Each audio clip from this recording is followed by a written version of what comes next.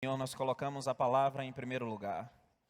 Assim como Paulo orou, nós também oramos e pedimos por espírito de sabedoria e de revelação e olhos do coração iluminados no pleno conhecimento de Cristo Jesus, para que nós possamos entender, saber qual é a nossa herança junto com todos os santos, a esperança do chamamento e esse poder que opera em nós. No nome de Jesus, Pai, nós oramos a Ti. Amém? Você conseguiu, Adson, lá?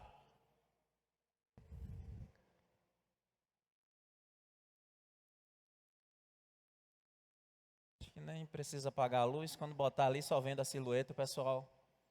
Você já viu essa imagem aí? Você já viu alguma vez? O Da Vinci pintou essa imagem. Essa obra está pintada na Capela de Santa Maria da Graça, em Milão. É uma obra extremamente famosa, né? Que tenta retratar de alguma forma ali aquela noite de Lucas capítulo 22. A primeira coisa que eu quero registrar para você é que nós vamos falar hoje um pouco sobre a ceia do Senhor. Amém?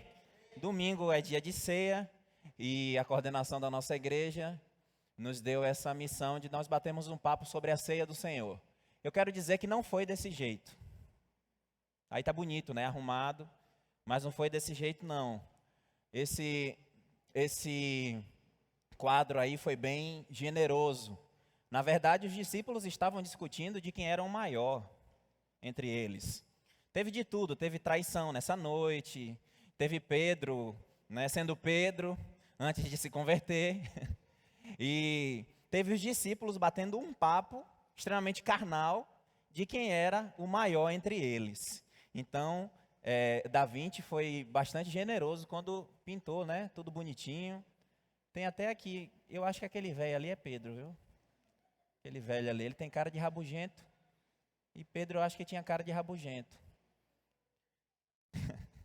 Você já viu essa imagem alguma vez na vida, né? Você fica assistindo aí o Código da Vinci, lendo os livros de Dan Brown. Eu não lhe digo nada. 1 Coríntios, capítulo 11. A partir do versículo 17.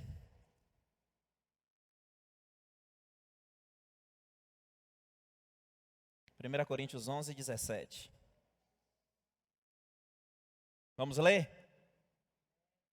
Nós vamos usufruir desse texto de Paulo, que é tão rico. E é irônico que Paulo nem estava lá, né? No versículo 17 diz assim: nisto que vou dizer a vocês, não vos louvo, pois vocês se reúnem não para melhor, senão para pior.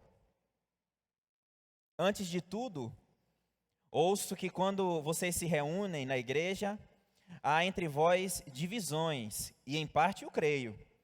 E até importa que haja entre vós diferenças, para que os que têm a aprovação de Deus se manifestem no vosso meio. Quando vos reunis no mesmo lugar, não é para comer a ceia do Senhor. Pois quando comeis, cada um se apressa a tomar a sua própria ceia. Assim, um tem fome e o outro se embriaga. Não tendes casas para comer? Ou menosprezais a igreja de Deus? E envergonhais os que nada têm? Que vos direi? Louvar-vos-ei? Não, não vos louvo. Pois eu recebi do Senhor o que também vos ensinei, que o Senhor Jesus, na noite que foi traído, tomou o pão e, tendo dado graças, o partiu e disse: isto é o meu corpo que é entregue por vós. Fazei isto em memória de mim.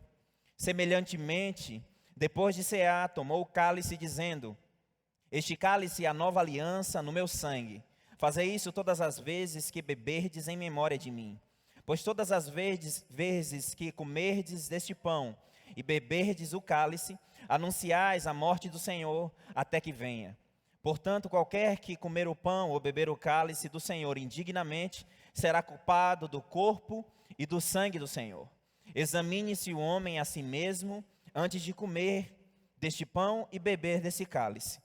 Pois o que come e bebe indignamente, come e bebe para a sua própria condenação, não discernindo o corpo de Cristo. Por causa disso, há entre vós muitos fracos, doentes e muitos que dormem.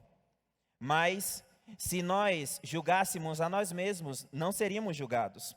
Mas quando somos julgados, somos disciplinados pelo Senhor, para não sermos condenados com o mundo. Portanto, meus irmãos, quando vos reunis para comer, esperai uns pelos outros. Mas se alguém tiver fome, coma em casa, para que não vos ajunteis para a condenação. Quanto às demais coisas, ordená-las-ei quando for ter convosco. Diga amém.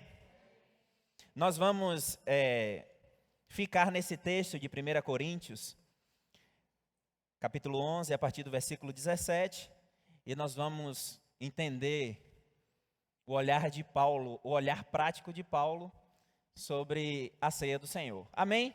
Logo no versículo 17, Paulo diz que a igreja estava se reunindo para pior. Diga pior. Pior. Deixa eu falar com você sobre a igreja de Coríntios um pouco e a cidade de Corinto. Era uma cidade enorme, extremamente rica. Ela tinha 2 portos. Então era uma cidade de passagem, né? O comércio funcionava de maneira excelente. Era a melhor cidade da província na época. E estima-se que ali habitavam 400.000 pessoas. É muita gente, né? É mais do que a população de Camaçari e de Dávila junto. Então era uma cidade grande, desenvolvida. Era uma cidade extremamente promíscua. Uma cidade que tinha problemas com isso. Na verdade, era cultural, né? O Império Romano era extremamente conhecido.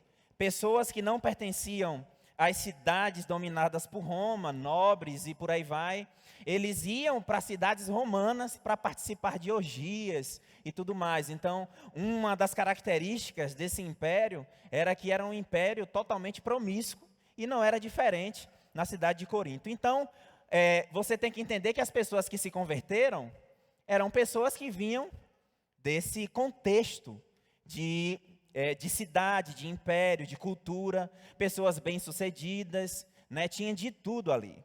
Então, veja que interessante. Paulo escreve uma carta para a igreja e em uma das suas admoestações, Paulo diz: vocês estão se reunindo para pior.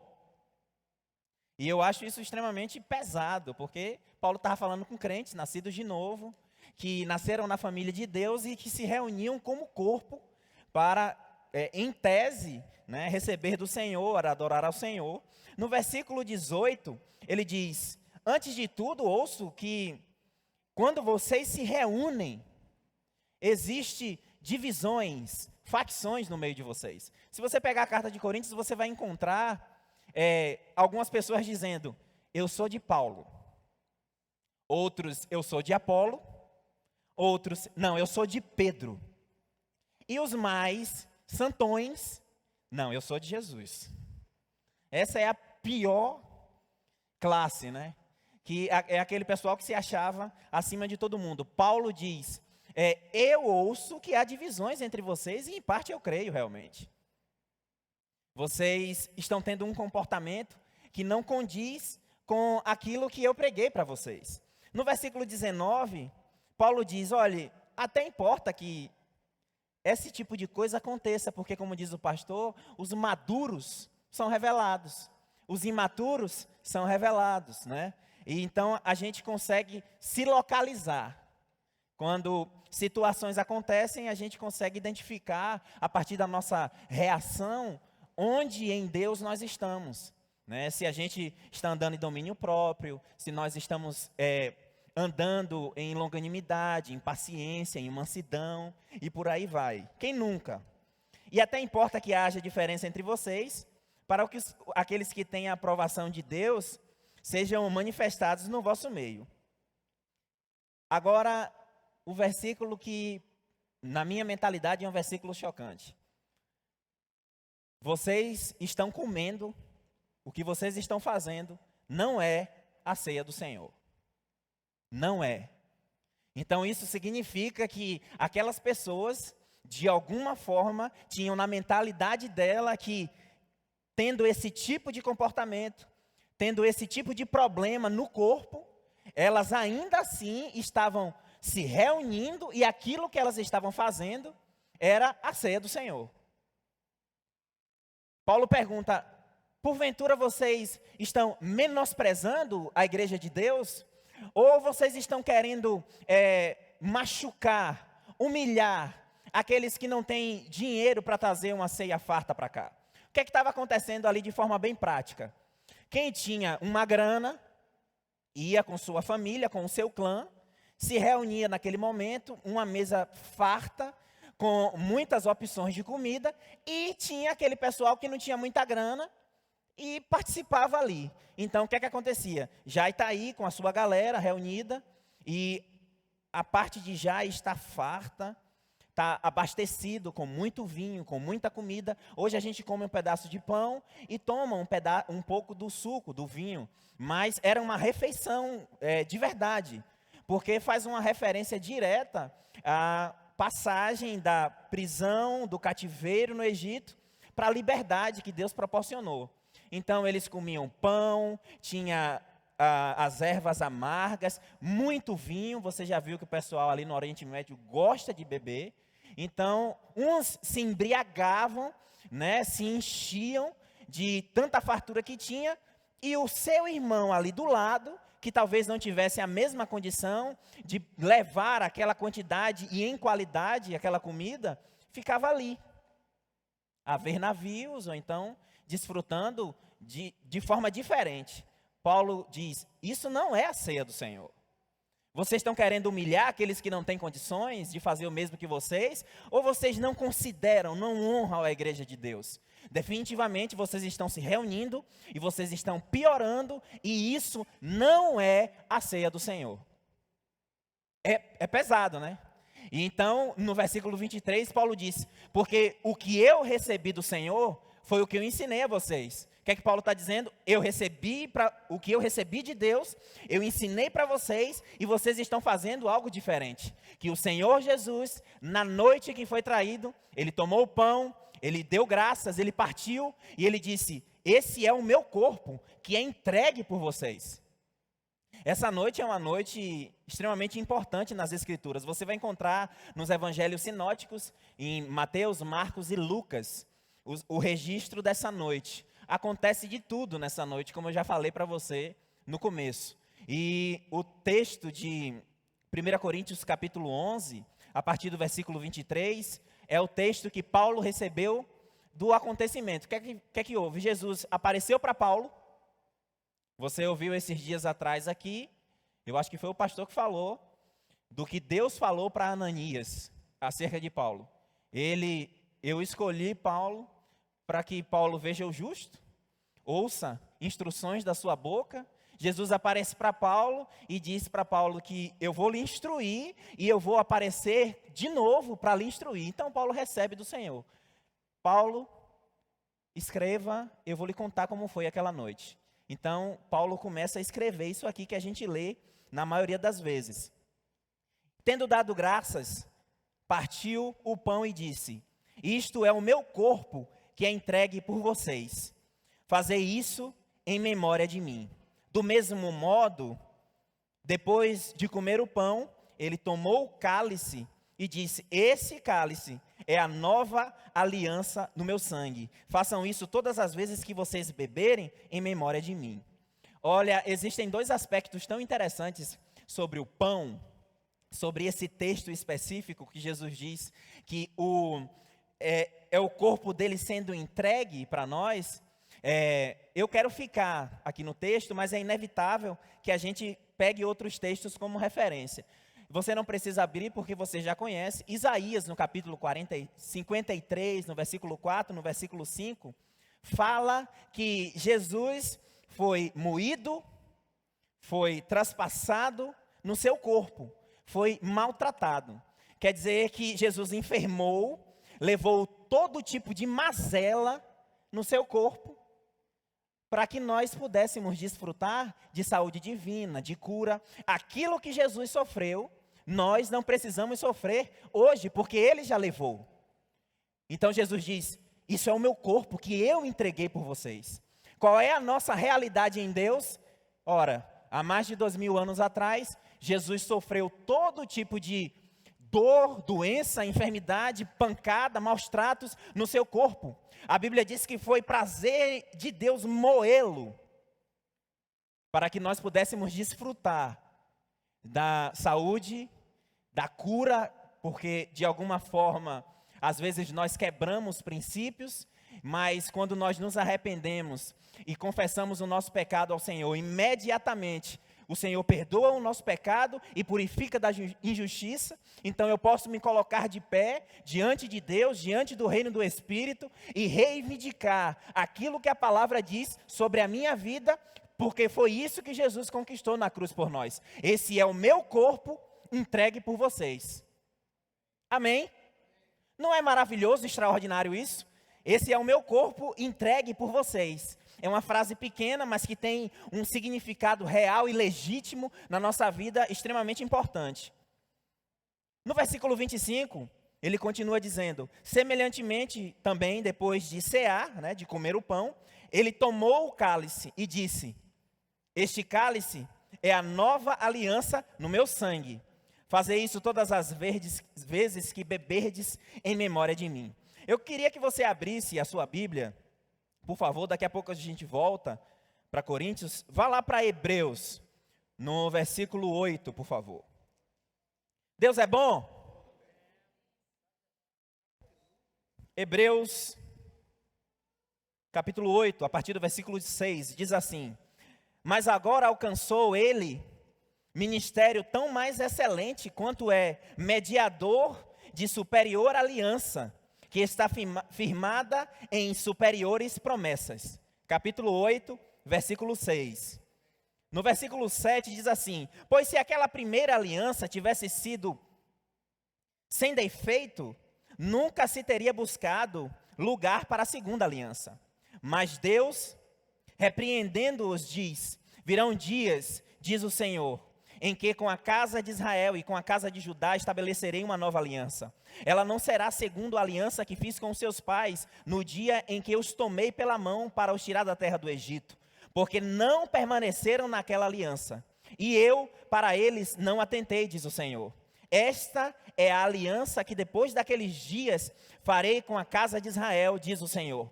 Porei as minhas leis no seu entendimento, e em seu coração as escreverei. Eu serei o seu Deus e eles serão o meu povo. Diga amém.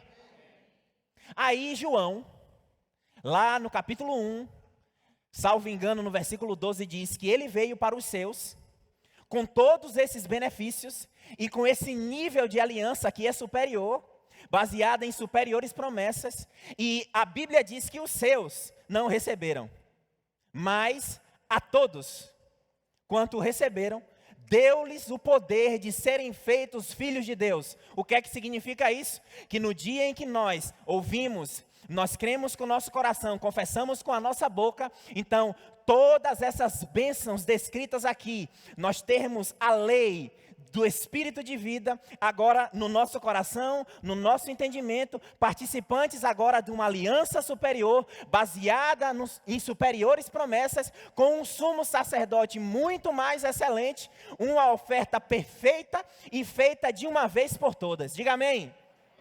É isso que Jesus estava dizendo quando ele disse: esse é o meu sangue, o sangue da nova aliança. Deus é bom, não é não? Vamos lá voltar para Coríntios. Vamos ficar por aqui. Então você conseguiu pegar? Esse é o meu corpo que é entregue por vocês, no lugar de vocês. Uma oferta perfeita. Esse é o meu sangue, é a nova aliança. Por causa do meu sangue derramado, eu vou instituir, a partir de então, um novo tempo, um novo período, a nova aliança. Esse tempo em que nós estamos baseados em superiores promessas. Diga amém. Deus é bom, não é não? Eu acho Deus muito bom. Deixa eu falar uma coisa interessante para você. Deixa eu falar sobre os elementos na ceia.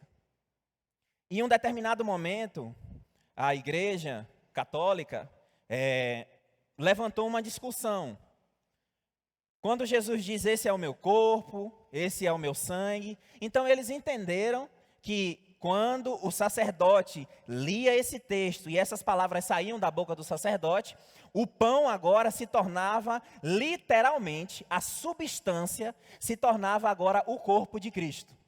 Isso ficou conhecido como a teologia da transubstanciação, que ensina que depois das palavras do texto serem ditas, as palavras sagradas, então, o pão que as pessoas comiam eram os nervos, a orelha, o cabelo, a unha de Jesus.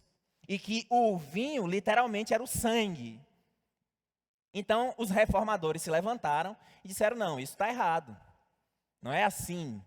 Jesus não está presente na ceia assim. É por isso que nós, eu não sei se você já observou aqui na igreja, quando a ceia está sendo celebrada, a ordenança ou o sacramento, para os mais tradicionais, nós não oramos para que Deus, o Espírito Santo, transforme os elementos em alguma coisa.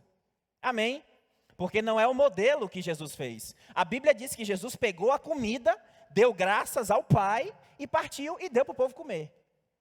Então, e o texto diz, é em memória, gente. Quando vocês comem, é em memória. Então, os reformadores se levantam, né? Principalmente o Lutero bateu de frente com isso, mas não foi tão incisivo assim. O Lutero diz que é uma consubstanciação.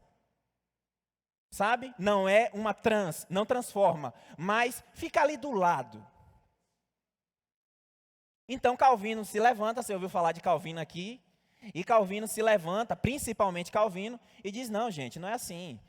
Jesus está presente na ceia de forma espiritual. É uma manifestação espiritual. Nós recebemos vida de Deus, nós recebemos cura, nós recebemos coisas tão extraordinárias. Eu já ouvi muitos testemunhos de pessoas que, ao participar da ceia, são curadas ali instantaneamente.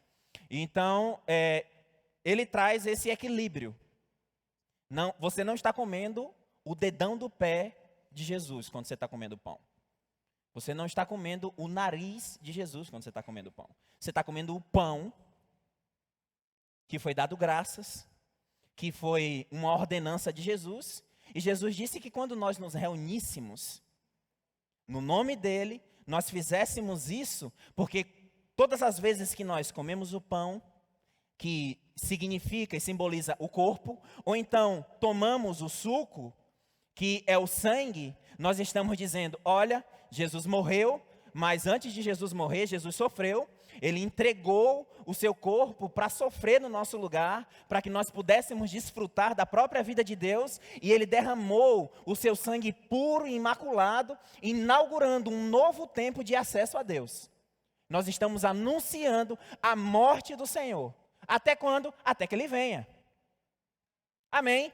Então você não está comendo o dedão do pé de Jesus. Amém? Isso é importante, porque se um dia você for celebrar a ceia na sua casa, você não ore, eu acho que alguns aqui já tiveram essa oportunidade, né? O ministro pega os elementos, levanta os elementos e ora para que Deus, pelo seu poder, transforme aquilo no pão e no corpo e no sangue, né? Então, a gente precisa dizer isso, porque isso é extremamente importante. Tem algumas igrejas que celebram a ceia todos os cultos.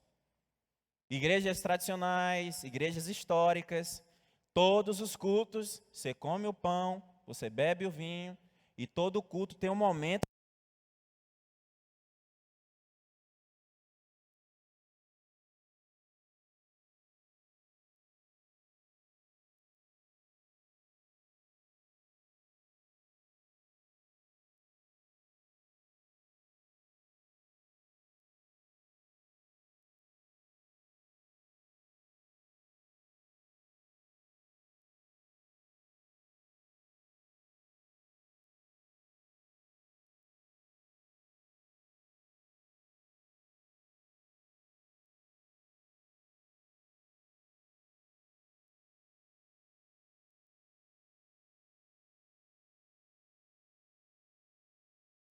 Estou trazendo esse equilíbrio para que a gente saiba, porque tem lugar, de repente você pode estar em viagem aí, num cruzeiro, e você desce em algum lugar na Europa, e você vai ver o pessoal orando dessa forma, ou até mesmo aqui no Brasil.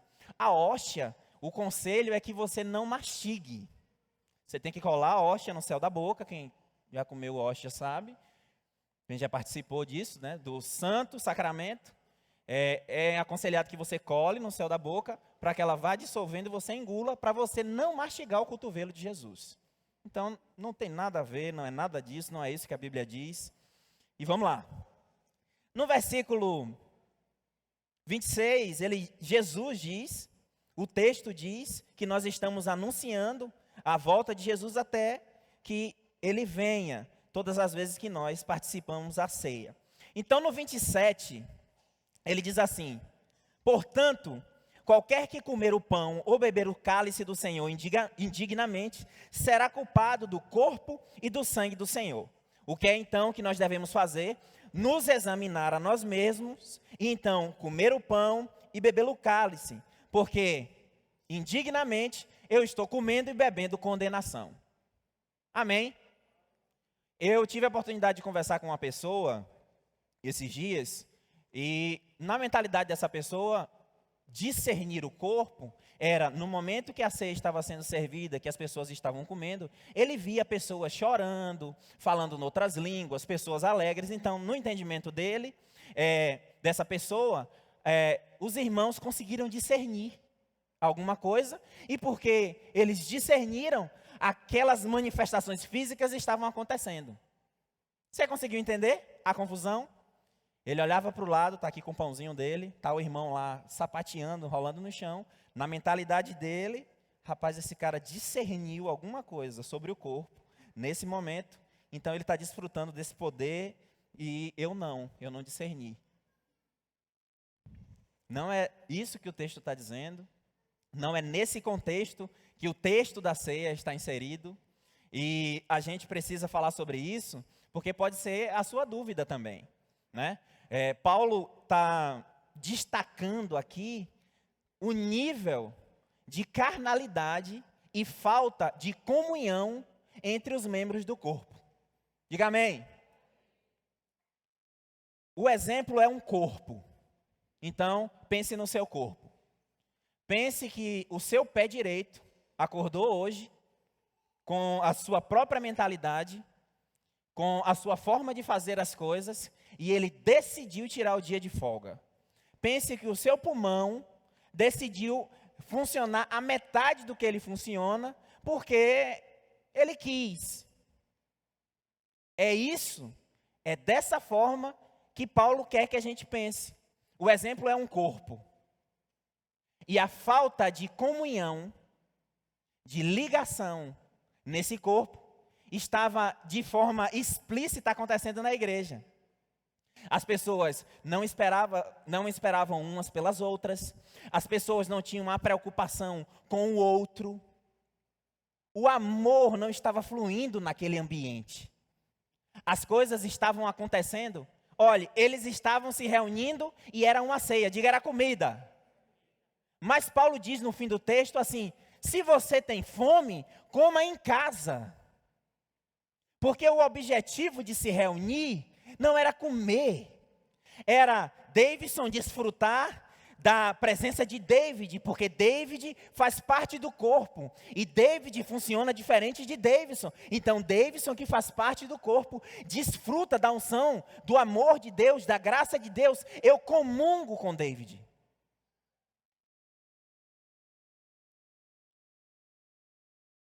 Se embriagavam, enchiam a barriga, não tinham a preocupação mínima com o próximo, porque a Bíblia não diz que Jesus deu graças, partiu o pão e comeu. Jesus deu graças, partiu o pão e serviu aqueles homens que estavam ali. Então você percebe que quando a gente, de vez em quando, temos alguns eventos aqui, e nós temos a oportunidade de estar aqui, não é comer e beber, é desfrutar da graça, do amor de Deus que tem na sua vida. De nós podermos sentar e bater um papo. Isso é bíblico, isso é santo. Isso é comungar. E a Bíblia diz que é nesse ambiente de comunhão, de união, é que Deus ordena a bênção e a vida. Porque não tem como dois crentes nascidos de novo estarem juntos, desfrutando um da presença do outro, desfrutando da presença do Espírito Santo, porque onde estiverem dois ou três reunidos no nome do Senhor, Ele está presente. Existe possibilidade de coisas boas não acontecerem? Existe. Era o que estava acontecendo aqui. Não é a ceia do Senhor que vocês estão comendo. Vocês perderam em algum momento o sentido do que é a ceia do Senhor. Então, o que é que você deve fazer? Se examine. Discirna o corpo. E aqui entra o segundo aspecto que eu falei sobre o corpo. Nós temos o aspecto literal do corpo de Cristo sendo entregue, sendo moído, esmagado em nosso lugar. E nós temos o aspecto do corpo de Cristo como igreja. Da comunhão que deve haver, que deve existir na igreja. Porque não tem como membros de um mesmo corpo serem independentes. Eu não posso dizer que eu amo a Jailton se de alguma forma eu não toco na vida de Jailton todas as vezes que a oportunidade aparece. Pare para pensar. Todo esse lado da nossa igreja aqui, extremamente abastecido, preparado para aquele momento tão especial, e todo esse lado de cá, necessitado. Você lembra que o padrão da igreja primitiva de Jerusalém é que eles tinham tudo em comum? Paulo diz, não é a ceia do Senhor que vocês estão comendo, e vocês estão se reunindo e estão ficando pior. O que é que se deve fazer? Se examine, coma o pão e beba o cálice. Isso não é uma palavra de condenação. Não é para você se examinar, para Davidson se examinar e fazer como se faz na religião. Rapaz, no dia da ceia, no dia que a gente vai se reunir para anunciar a morte do Senhor, então eu dou uma olhada, digo, não dá, não rola. O texto diz que nós nos examinamos, e então nós comemos o pão e nós bebemos o cálice. Não é, examine-se o homem a si mesmo, então não coma o pão e não beba o cálice. Não é isso que Paulo, não é esse o conselho para essa igreja carnal. Eu acho que a gente está bem melhor. De verdade, eu acho que a gente está bem melhor. A igreja de Coríntios tinha sérios problemas. Paulo teve trabalho com aquela galera. Você consegue se colocar no texto e perceber o nível de carnalidade que estava ali? Não é a ceia do Senhor, é alguma outra coisa, e vocês estão ficando piores. Examine-se, pois, o homem a si mesmo, então coma o pão e beba o cálice. Por quê? Porque quando eu faço isso, eu não discerno o corpo de Cristo, eu estou comendo condenação. Isso é extremamente pesado. Crentes comendo condenação. O que é isso? É essa falta de essência do que realmente significa a ceia do Senhor, e de forma consciente e proposital, permanecer com esse tipo de coração, porque essas atitudes listadas por Paulo nada mais é do que a expressão do coração daquelas pessoas. Pessoas nascidas de novo, que tinham o fruto do Espírito disponível, mas que preferiam andar em carnalidade. Então, a gente só dá o que a gente tem. O que sai de nós é aquilo que está preenchendo o nosso coração. Então, de forma consciente, eu prefiro fazer tudo isso. Eu estou comendo condenação. Você entendeu que não tem a ver? 2 minutos antes do culto, você está vindo no carro, o fogo cai dentro do carro, você briga com sua esposa. Quem nunca? João Roberto diz, né, pastor, que o pau quebrava em casa e ele tinha que ir para o culto. Está errado, não é para discutir, mas aconteceu. Aí você chegou aqui, é o dia da ceia. E aí? Se examine. Coma do pão, beba do cálice. Eu e o Wilman tivemos a oportunidade de discipular um rapaz esses dias, e o Wilman disse: qual é o momento que você mais precisa de Deus, da palavra, da oração em outras línguas? Não é quando você está mais fraco? Está fraco, vai se jogar na esbórnia? Não tem a ver com esse tipo de mentalidade, como nós aprendemos na religião. Eu não sou indigno de tomar a ceia, porque eu cometi uma falha, cometi um erro. Não é isso que Paulo está dizendo. Paulo está dizendo que esse tipo de coração, esse tipo de comportamento, estava trazendo condenação para aquelas pessoas por causa da posição do coração deles.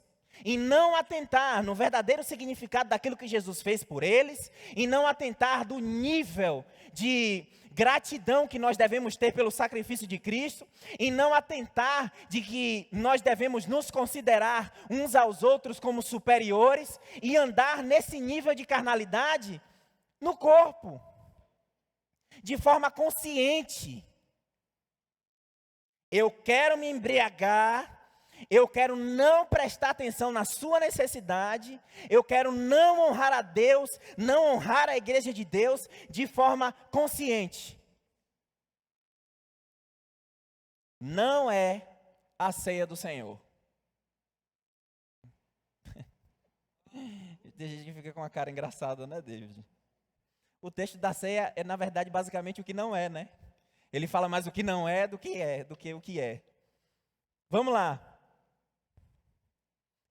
O 28, examine-se o homem a si mesmo, antes de comer, então coma o pão e beba o cálice. Pois o que come e bebe indignamente, come e bebe para a sua própria condenação, não discernindo o corpo do Senhor. Por causa disso, Paulo diz: há muitos entre vocês fracos, doentes e muitos que dormem. Professora Jacilene, isso é um eufemismo, não é? Você usar uma expressão de menos impacto para explicar ou apontar para uma coisa maior. Paulo está dizendo, por causa desse tipo de coração, por causa desse tipo de comportamento, por causa dessa disposição do coração, porque vocês não estão discernindo o corpo de Cristo, vocês estão fracos, doentes e tem alguns que já são defuntos. E muitos que já morreram. Você conseguiu perceber o nível das pessoas que estavam pegando o cálice e comendo o pão? Fracos, doentes e muitos mortos. Por não discernir o corpo de Cristo. Você sabe o que é interessante? Eu tive um sonho de sexta para sábado, em que eu chegava numa determinada casa. Você vai entender porque eu vou contar esse sonho. Tem a ver com o que nós estamos falando. Eu chegava numa determinada casa e alguém dessa casa estava doente. Então as outras pessoas saíam para outros cômodos e ficava eu e Sara. Então eu começava a falar o que a Bíblia diz para alguém que está doente. O que Jesus fez, a vontade de Deus para a nossa vida. E eu dizia para a pessoa: você quer que eu ore por você? Eu posso orar por você? Aí a pessoa balançava a cabeça. Então eu ia e começava a orar a palavra. Enquanto eu estava orando a palavra da forma que nós cremos, a pessoa se distraía e desonrava aquilo que estava acontecendo. E aí olhava para um movimento que acontecia, depois se afastava das minhas mãos, ia para perto da porta, depois alguém chamava lá fora, e essa pessoa fazia: não, tem gente chamando ali, e eu continuava orando. E chega um ponto no sonho, em que eu estava sozinho ali, com as mãos assim, e uma voz falava no meu coração: eu resisto ao soberbo. Você consegue pegar?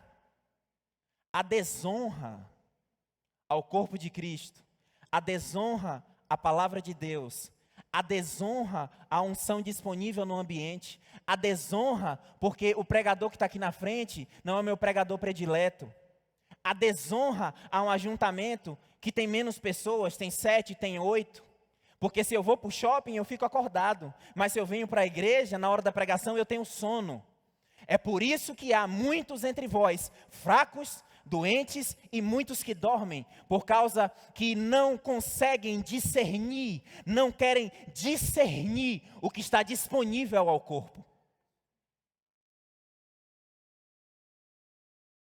Vamos lá, eu estou encerrando já.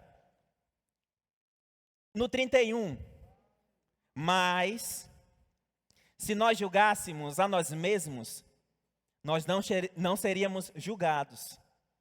Mas, quando somos julgados, somos disciplinados pelo Senhor. Para quê? Para não sermos condenados com o mundo.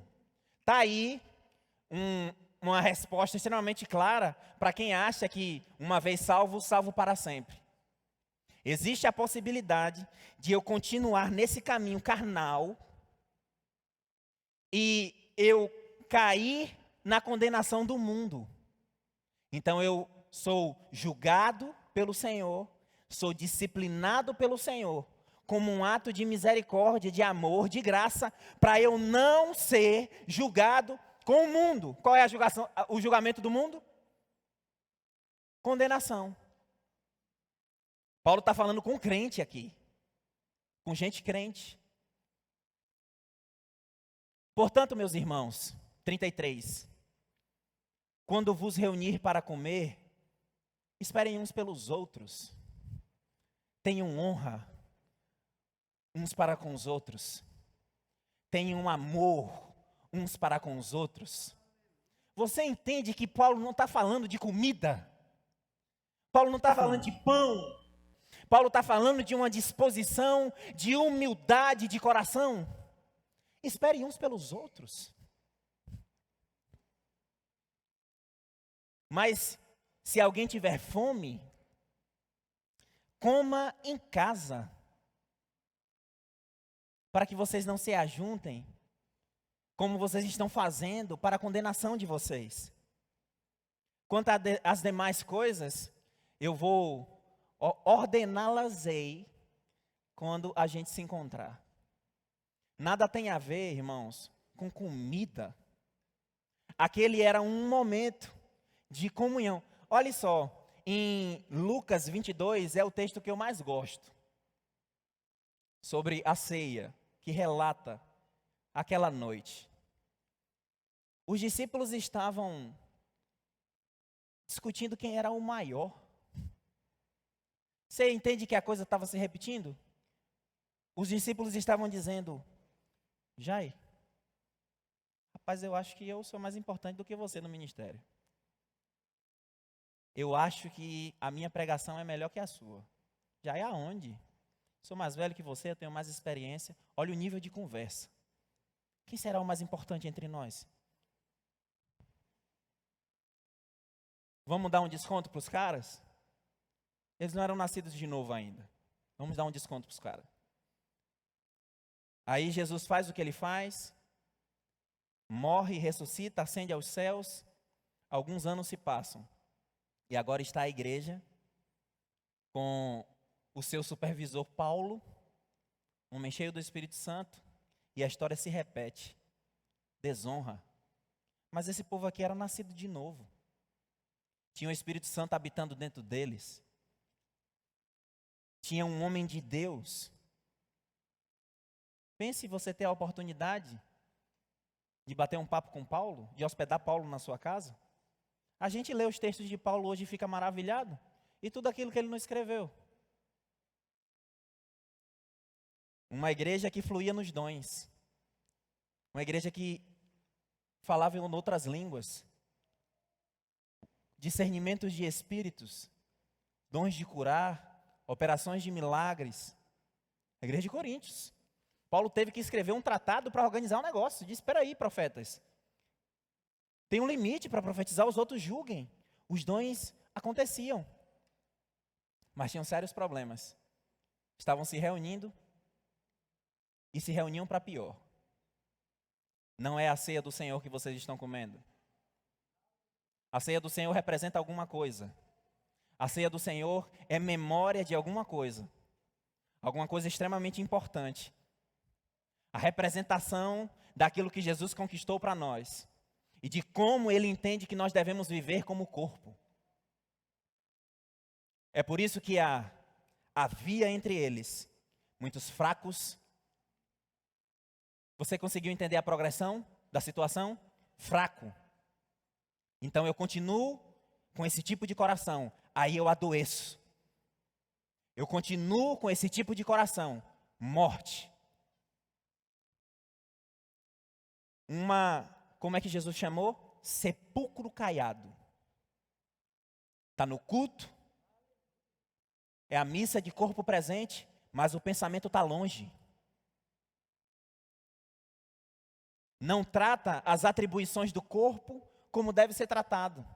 Dentro das nossas possibilidades, eu ouvi uma coisa no Rema e eu nunca mais esqueci. Deus não quer o tempo que nós não temos, não. Afinal de contas, foi Ele que inventou o trabalho. Foi Ele que nos fez pais de família.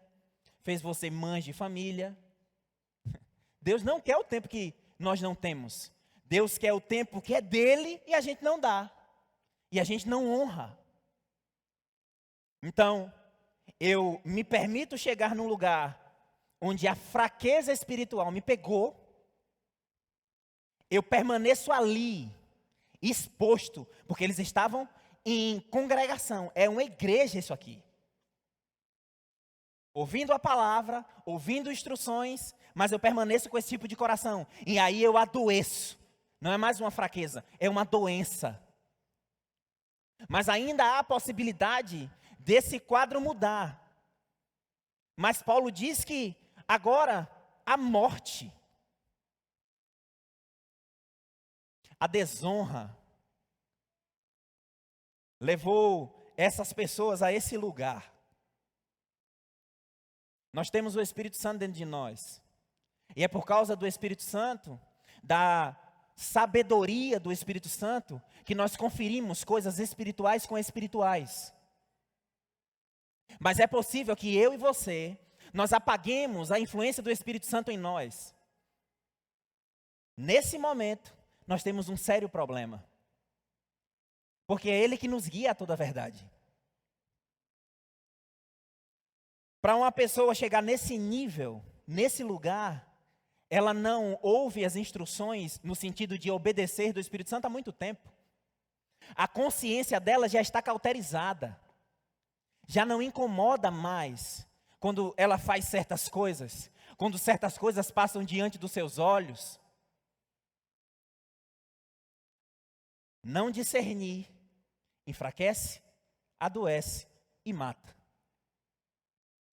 Você lembra que isso aqui é um texto? Uma carta escrita para uma igreja que fluía nos dons e tudo que você já sabe. Então, examine-se. O dia da ceia é um dia que a gente se reúne, um dia especial, maravilhoso, uma unção extraordinária, mas meu tempo acabou e é possível eu me examinar todos os dias, passar em revista o meu coração.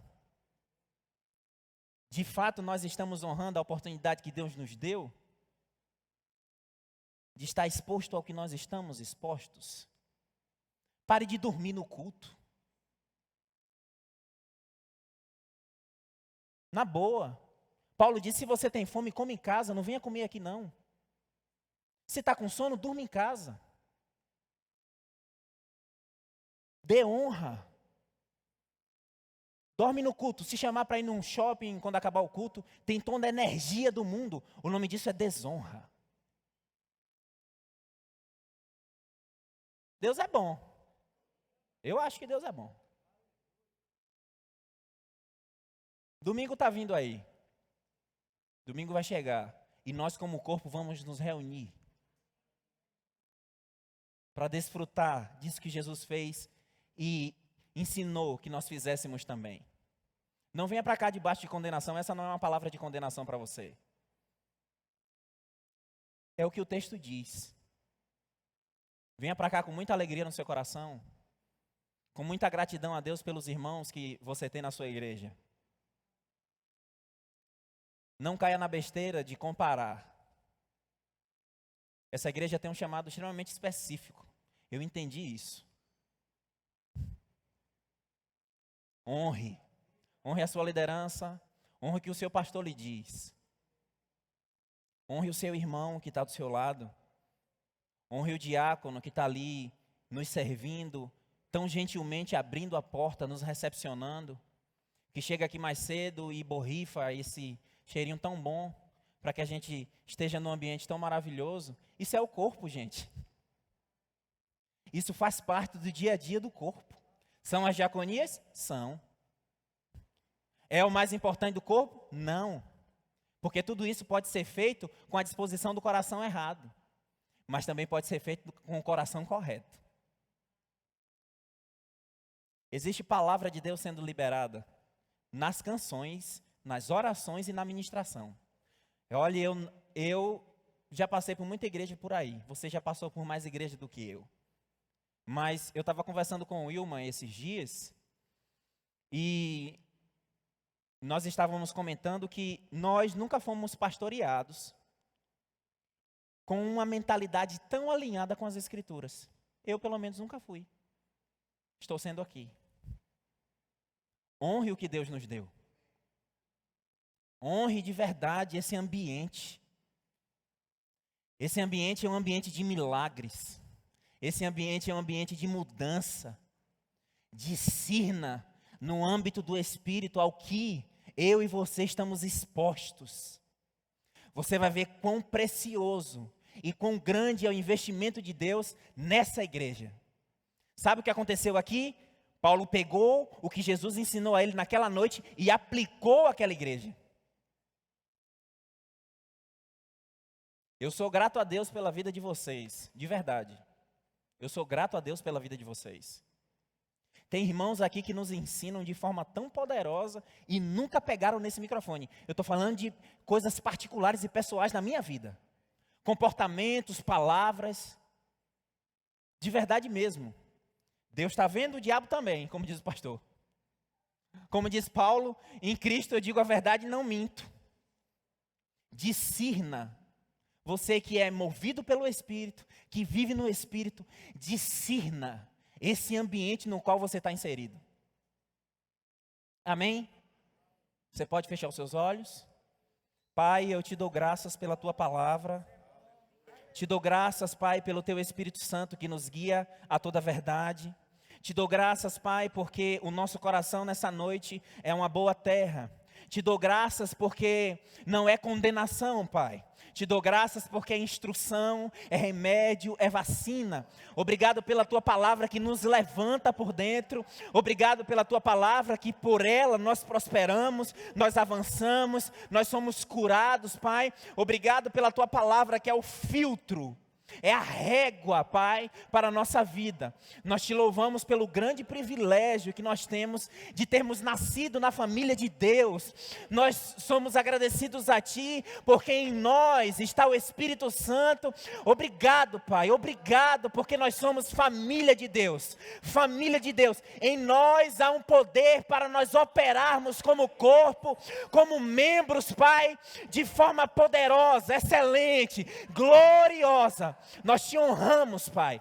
Nós somos gratos ao Senhor, no nome de Jesus. Amém.